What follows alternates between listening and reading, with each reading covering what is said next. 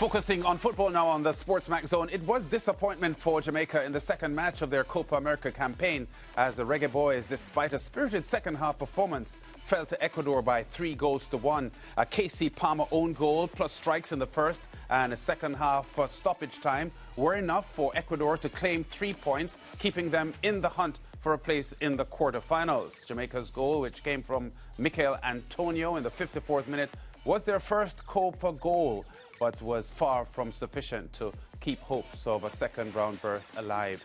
Here's the Reggae Boyz coach, Michail Grimson.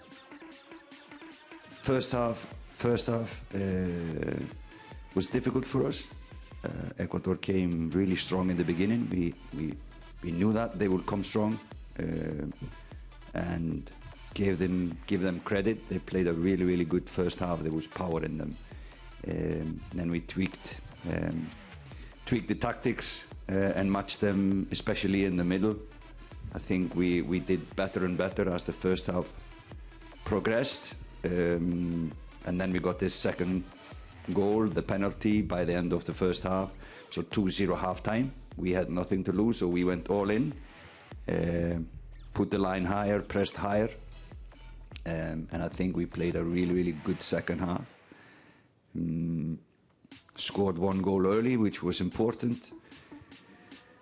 Should have had a penalty. If the first one was a penalty, then the second one was a penalty as well. So absolutely 2 identical incidences, and one was given in favor of Ecuador and the other was one given in the favor of Ecuador as well. So give credit to my players to never give up, played until the end. Of course, in the end of the game, we just took risks, and like everyone that gambles knows that when you take risks you can lose.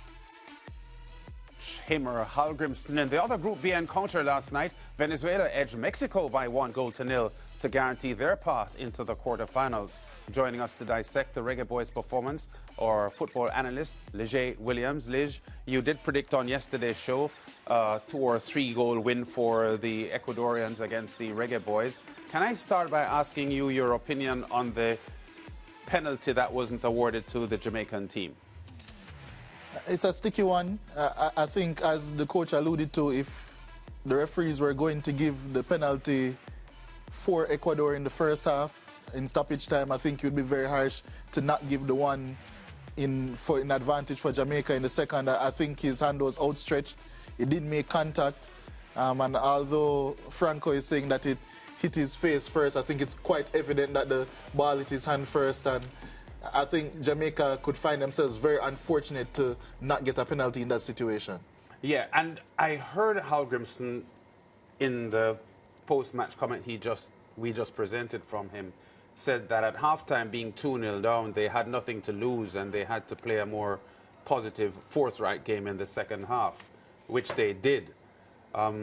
It is an issue that we've discussed here on the show before, because you have thought for a long time that the team isn't brave enough. So do you think when you hear him make comments like that, it supports your point that they shouldn't have to be 2-0 down to play the way they did when they were 2-0 down, because there are pluses to having that approach? You know, Sir Lance, when I was watching the press conference and I heard him say that, I almost started laughing, because this isn't the first time that Jamaica found themselves backs to the wall. If you cast your mind back to last November when they were playing Canada and they were down a couple of goals, and the only thing that they could do was go out there and score. And if you remember, he said in the press conference after that game that he spoke to the players and everyone was in accordance to saying, let's just go for it, let's just give it a try. So my question to the coach at that point is, it's quite evident that when you play that defensive style of football, that ultra-defensive style of football, that it doesn't always work out, especially if the team were to score an early goal. We saw that even as far back as against Mexico in the Gold Cup semi-final of last year. We've seen it happen time and time again since against, you know, pretty good opposition. So why not just start? I'm not saying to go out there all guns blazing from the start, but at least employ a more aggressive style of play. You don't have to be passive all across the board. And in the second half, I think we saw a Jamaica team that kind of set the template for what Jamaica should be playing like. As I've always said, I don't have an issue with a team that wants to play without the ball, but you have to be proactive when you don't have the ball to stop the teams from doing what they want to do in offense. So, for example, in the first half, Jamaica was extremely passive, and against Mexico for the entire 90 minutes, they were passive as well. So against Mexico, Jamaica only had 2 high turnovers. A high turnover is basically a tackle, interception, forcing a turnover of the ball within the last 30 yards of the opposition's attacking line. And then in the first half against Ecuador, Jamaica only had 1. So you're telling me that now in the second half, when you decide to go for it and really go and be aggressive in the game, Jamaica had 7 high turnovers just in the second half alone. That is indicative of a team that knows how to press well, can be aggressive in the press. And one thing that I always give Craig Butler, a bit of credence for in terms of how he analyzes what Jamaicans are good at is their physicality. And when people hear physicality, they immediately go to strength. Yeah. But it's not only that. You have to think about running power, stamina, things like that. And I've always said that I think that Jamaica can be a pretty dominant counter-pressing team, because we've seen teams that aren't as good, really and truly, execute that at a high level. We see Canada do it, as I alluded to a couple of shows ago as well. So I think this Jamaica team showed the blueprint of how they should be playing going forward. Will they play like that under Grimson? I'm not quite sure, but I think that there's much more to come from this team. Yeah, and is it fair to say, though, Lish, because I know because of the loss, everybody is going to point out the negatives, and that's fair. But can you say that the team improved from what you saw in the first half versus the second half? Because I felt we saw a bit more from them, and that's where the Michail Antonio goal came. What would you say? I think most of the plaudits that I would give the team would be a stronger effort out of possession, because even though Jamaica did keep the ball pretty well in the second half, they had 61% of the ball actually, and they had, I believe, 3 pass sequences in the second half alone of 10+ passes compared to 1 for the entire 90 minutes against Mexico and 0 in the first half against Ecuador. So I do think that the team improved in possession, but it's what they did with the possession that didn't really move me. They didn't create a whole host of goal-scoring opportunities. Even Antonio's goal came from a corner, set-piece situation. So I think the team needs to work on creating chances from open play because of the players that they do have. But I do have a bit of sympathy because they don't have many creators, I think, in the team. So there are issues to sort out with that in terms of chance creation. But I think it's really the aggression that we saw from the team that really improved in the second half against Ecuador. Yeah, and whenever results don't go in the favor of fans, the first thing they do is call for the coach's head. And I saw a lot of that, so there has been mixed reactions, of course. Some people saying that, they're not going to call for coach's head because they have seen a lot of improvement under Coach Grimson. Many people have said, the JFF has no money, so we don't expect them to, of course, pay out coach and then try to get another coach. And there's also that narrative that always rears its head when a team doesn't do well, that coach is not doing good when it comes to the team. Where do you stand on that debate? I think it's a bit sticky. I see merit in both sides because, even Juan Arango said it last night following the game. He mentioned that he's not quite sure the direction that Jamaica is going. I see the direction. The direction is one of a pretty defensive style and then trying to win games through that style and try and get to the World Cup. I'm not necessarily supporting sacking the coach right now for all of the factors that you mentioned. It's not only on the field things that you have to consider when you're getting rid of a coach or appointing a new coach. You have to think about the harmony in the team. Yes. You have to think about, as you mentioned, the monetary value, because Jamaica would have to pay Grimson off, and then pay for another coach, and any other coach that Jamaica is getting that's better than Grimson would cost more, and we all know that Jamaica struggles with money issues in terms of the JFF as well. So I wouldn't get rid of the coach per se, but I think he has to be brave, and I've been preaching on that for quite some time now.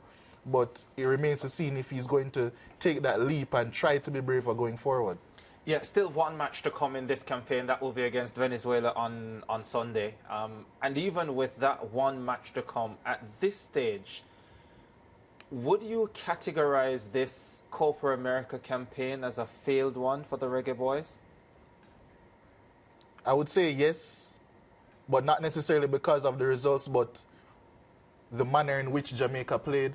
So in my eyes, I think if Jamaica were ever going to get out of this group, it would have been very advantageous for them to beat Mexico or get a result versus Mexico, because as I've said from previewing the Copa America group, even after the Mexico game where they beat Jamaica, I said that this is one of the weakest, if not the weakest, Mexico team I've ever seen.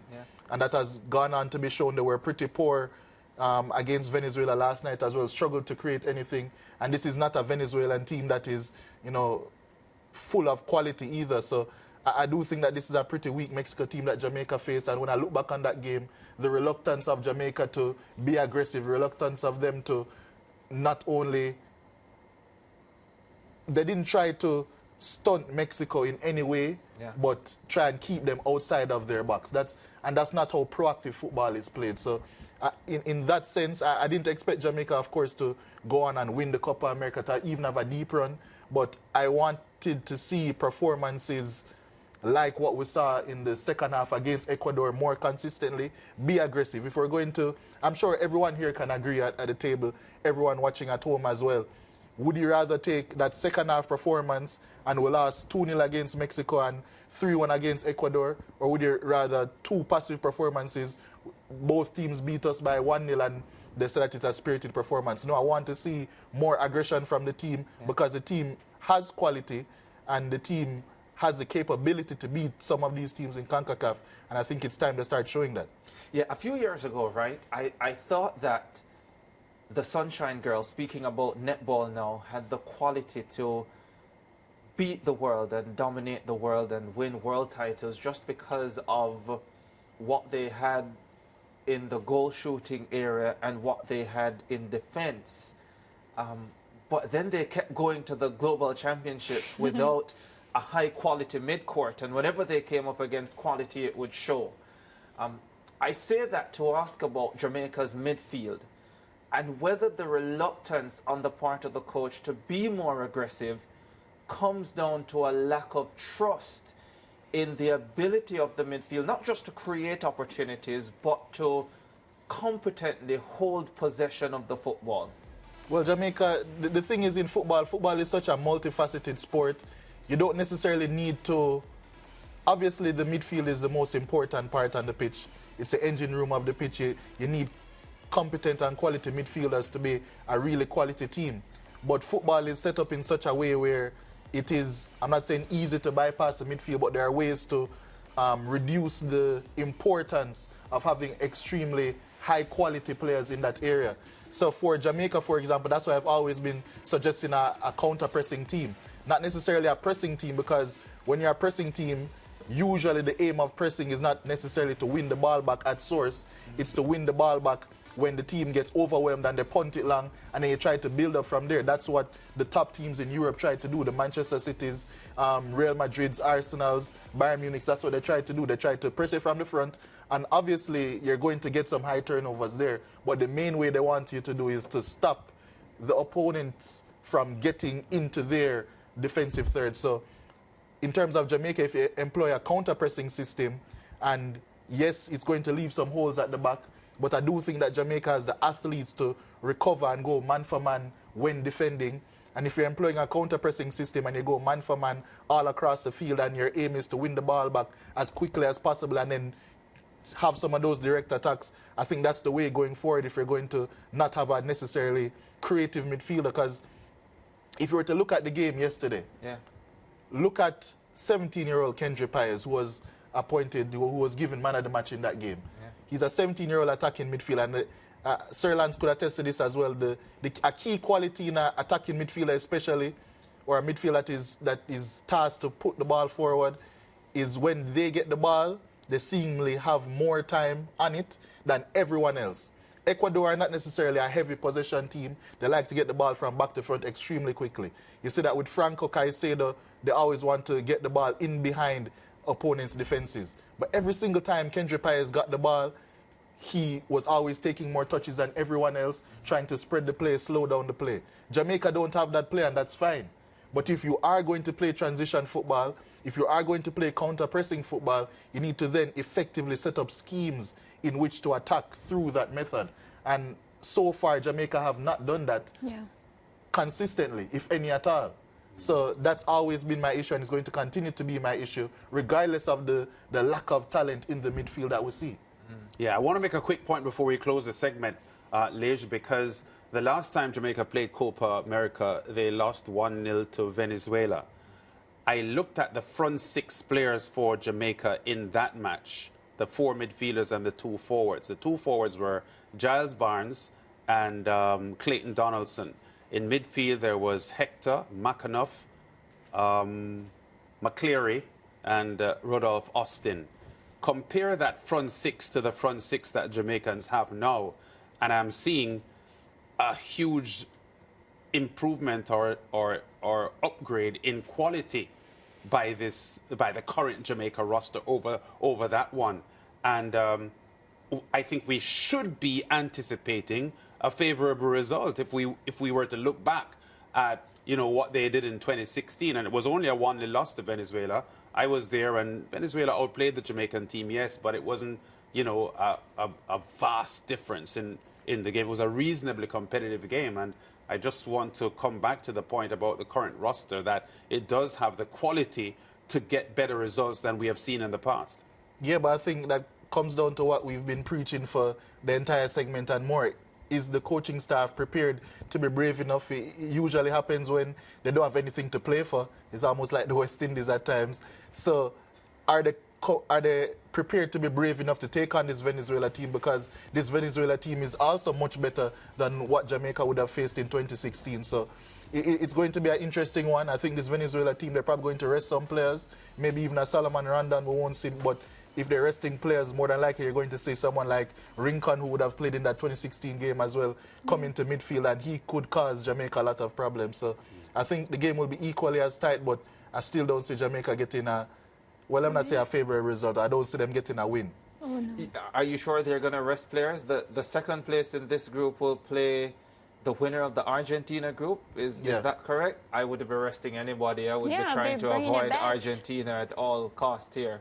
Yeah, that's true, but this Venezuela team isn't necessarily the youngest one, and the coach spoke after the game about rotating his players because he feels that the team has enough quality in certain areas to necessarily, because people are wondering how they would do without Rondon, for example. He was saying that the team has enough quality to do without some of their star players, especially against Jamaica. So it will be interesting to see the type of lineup, or maybe they even play Rondon for a half. He gets a couple of goals and they take him off. Who knows? Yeah, well, Ish, we'll wait and see what happens. As usual, thank you so much for joining us here on the SportsMax Zone. We always enjoy your analysis, especially me, and we'll talk again soon.